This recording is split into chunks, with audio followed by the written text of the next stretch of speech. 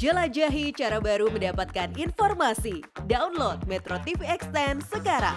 Harapan besar agar elektabilitas Anies terus naik kini tertuju kepada siapa sosok calon pendamping Anies dalam gelaran Pilpres 2024 mendatang. Meski penetapan bacawa pres diserahkan sepenuhnya kepada Anies Rashid Baswedan, Partai Nasdem memberikan pertimbangan terkait calon terbaik sebagai calon pendamping Anies di Pilpres 2024. Untuk membahasnya lebih jauh, kita telah terhubung dengan Effendi Khoiri, Ketua DPP Partai Nasdem. Assalamualaikum, selamat siang Gus Coy. Waalaikumsalam Eva, ya selamat siang. Ya, Gus Coy, bagaimana Nasdem menjelaskan bahwa basis Nahdien dapat mendongkrak elektabilitas serta dinilai tepat untuk menjadi calon pendamping Anies Rashid Baswedan? Ya, jadi sebetulnya kita bertiga Partai Koalisi Perubahan ini sudah menyerahkan sepenuhnya urusan cawapres itu kepada calon presidennya Mas Anies. Ya. Tapi meski demikian kita harus tetap mendengarkan aspirasi dari beragam pihak. Kita harus terbuka dengan berbagai masukan dari masyarakat, selain dari partai sendiri ya, juga dari tokoh-tokoh, sentra-sentra kultural, itu semuanya kita dengarkan termasuk dari lembaga-lembaga survei.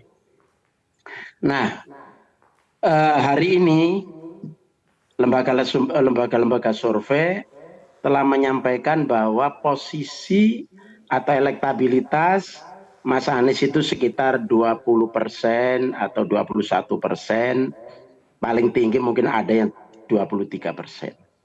Itu artinya apa? Artinya kita masih stagnan di situ.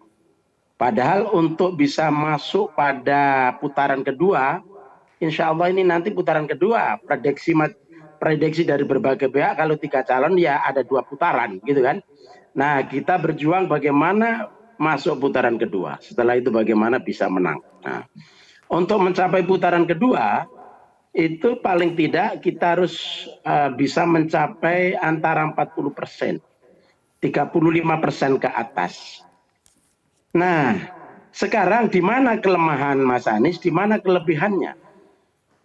Kalau kita lihat dari modal kita, 3 partai ini, itu untuk mencapai 35%, kita mendengarkan berbagai masukan, berbagai analisa, itu sulit untuk kita capai, gitu.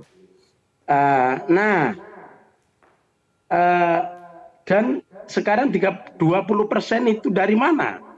Pada umumnya dari luar Jawa, dari DKI, Jawa Barat, dan Banten, kira-kira begitu. Ya. Baik, Gus Coy. Nah berarti ada satu kelemahan itu ada di Jawa Timur dan Jawa Tengah.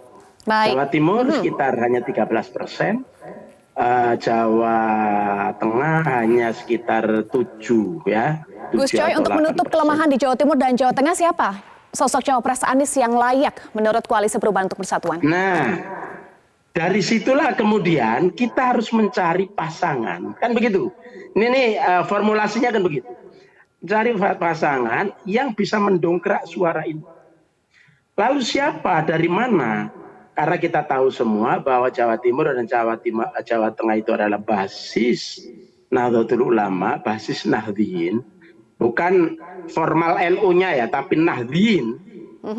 Dan Nahdien itu hasil survei terakhir dari lembaga indikator ya kan, 52% Muslim Indonesia itu mengaku NU, ya 52%.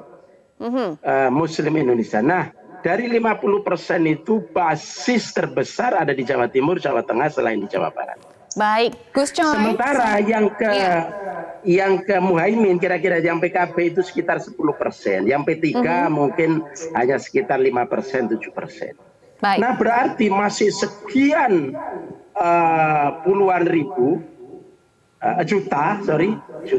puluhan juta itu belum ke sana. Masih ada di mana-mana. Nah, bagi NU yang kita pahami sebagai kader NU, saya insya Allah paham ya, membutuhkan satu figur yang merepresentasikan mereka di puncak kepemimpinan nasional. Ada di mana itu? Kalau Siapa yang Anda maksud, Gus Coy? Kan begitu. Nah, dalam konteks ini berarti Mas Anies untuk menambah kekuatan, menambal kelemahannya itu figur dari NU. Lalu siapa? Nah, dulu kita inventarisir nama Khofifah, nama Kiai Said, nama Saifullah Yusuf, nama Muhaimin, gitu kan. Kemudian ada nama Mbak Yeni Wahid. Baik Gus Coy, ditahan dulu. Salah satu yang punya basis Nahdien adalah Khofifah. Dan Khofifah sempat berpidato ya, penanda pamit di depan para pimpinan dan pengelola pondok pesantren di Jatim. Meski berdalih jabatannya sebagai gubernur memang berakhir Desember 2023. Pesan apa yang ditangkap Nasdem dari gesture Khofifah itu? Ya, jadi sudah pernah saya sampaikan bahwa banyak kawan-kawan yang sudah mencoba menghubungi Mbak Khofifah.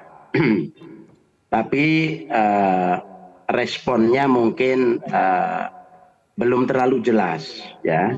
Sehingga kemudian kita harus mencari figur yang juga memiliki keunggulan, memiliki potensi besar. Memang secara survei belum muncul, tetapi ada potensi yang masih statis. Tapi ketika ini kita tampilkan, maka potensi itu bisa kita gerakkan. Nah, figur ini adalah Mbak Yeni Wahid. Kira-kira begitu. Baik. Mana yang lebih condong bagi Koalisi Perubahan untuk Persatuan, Yeni Wahid atau Khofifah? Singkat saja Gus Coy, meskipun lagi-lagi ya dikembalikan ke Anies Rashid Baswedan keputusannya. Singkat saja. Masing-masing punya keunggulan.